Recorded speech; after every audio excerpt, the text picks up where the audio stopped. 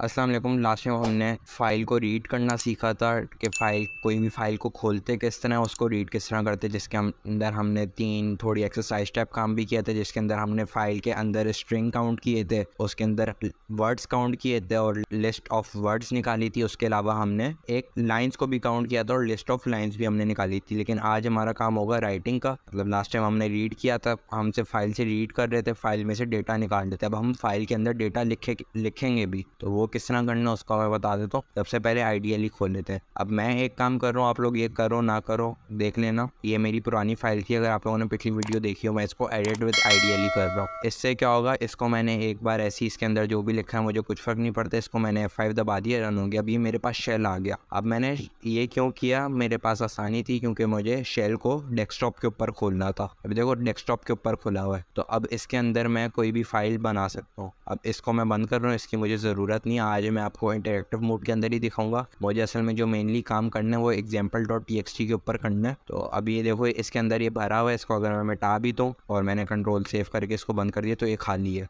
अब मैं इसके अंदर कमांड्स दूंगा और आप देखिएगा इस वाली फाइल के अंदर जादू होता रहेगा। तो यहाँ पे सबसे पहले क्या लिखा हुआ है कि out file is equal to open, और ये फिर राइटिंग मोड के लिए हमने W लिख दिया। आप A भी ट्राई कर सकते हो, R+ भी ट्राई कर सकते हो। हम W करके ट्राई करते हैं। W यूज़ करने का नुकसान एक ये होगा, या अगर आप उसको सही तरीके से यूज़ कर रहे हो तो आपके लिए फ़ायदा भी ये होगा कि जब भी आप W यूज़ करोगे, उससे जब भी फाइल ओपन होगी तो उसके अंदर जो भी पिछला डेटा होगा वो खुद ही डिलीट हो जाएगा, वाइप्ड आउट हो जाएगा, मिट जाएगा खुद ही। तो अगर आपका कोई अहम डेटा पड़ा है तो उस फाइल को W से मत खोलना, उससे आपका फाइल का डेटा मिट जाएगा। सही है।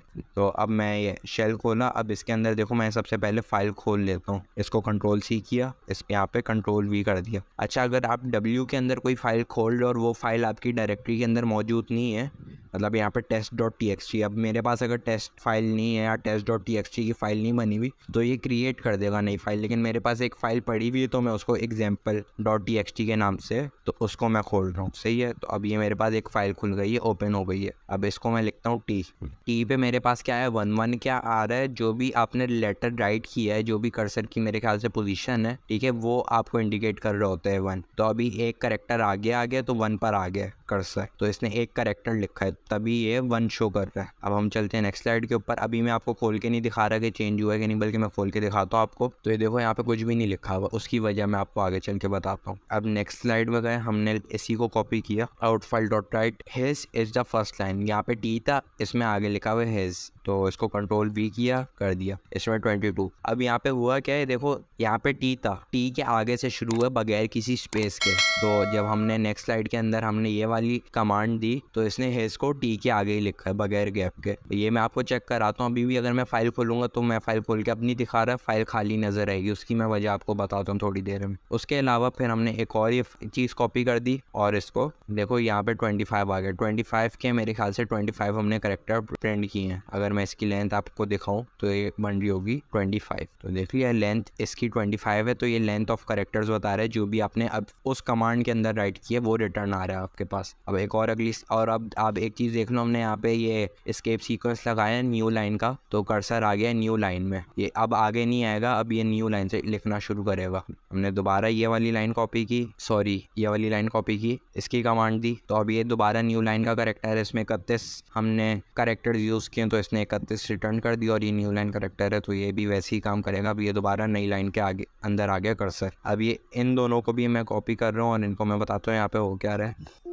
तो आप लोगों को एक बात बता दूं कि अगर जब पाइथन के अंदर, मतलब जब भी आप फाइल को एडिट कर रहे होते हो तो आप उसको स्ट्रिंग के अंदर ही एडिट करते हो, क्योंकि आप टेक्स्ट को एडिट कर रहे हो। आप उसके अंदर इंटीजर या कुछ और बाइनरी नहीं रख सकते, आप स्ट्रिंग ही रखोगे। तो उसके लिए अगर आप कुछ भी डाल रहे होगे अंदर, उसको स्ट्रिंग में डालना होगा। अगर आप इंटीजर डाल रहे हो तो उसको भी देखो आप स्ट्रिंग के अंदर कन्वर्ट करके डालोगे। दूसरा एक तरीका यहाँ पे, जिस तरह स्ट्रिंग का कंस्ट्रक्टर लगा के किया हुआ, 5 के ऊपर स्ट्रिंग का कंस्ट्रक्टर लगा दिया। डायरेक्ट भी कर सकते कि 5 को आप इन्वर्टेड कॉमा के अंदर लिख देते। और दूसरा तरीका जो अगर मैंने आपको स्ट्रिंग फॉर्मेटिंग कराई थी, उसके अंदर ये कर्ली ब्रैकेट डालते थे और आगे डॉट फॉर्मेट के अंदर 5 लिख दिया, तो उससे भी एज अ स्ट्रिंग ही जाएगा टेक्स्ट फाइल के अंदर। अब यहाँ पे लास्ट कमांड दी भी आउट फाइल डॉट क्लोज। अभी तक मैंने जो कमांड दी, अगर मैं अब आपको खोल के दिखाऊं तो ये देखो इसके अंदर कुछ भी नहीं है। उसकी वजह ये है क्योंकि हमने फाइल एग्जिट ही नहीं की है। जब तक फाइल एग्जिट नहीं करोगे तब तक ये फाइल सेव नहीं होगी। तो अगर मैं आउट फाइल डॉट क्लोज लिखता हूँ, तो जो मैंने डॉट क्लोज लिख दिया और साथ ब्रैकेट लगा दिया और अब मैं एंटर एंटर दबाऊंगा तो अब मेरे पास फाइल सेव हो गई है। अब देखो मेरे पास तकरीबन सारा डेटा आ रहा है जो कि लिखा हुआ था, जो कि इसके अंदर मैंने लिखा था जिस तरह यहाँ पे लिखा हुआ, और कर्सर अब जो है यहाँ पर है। अगर मैं W को ही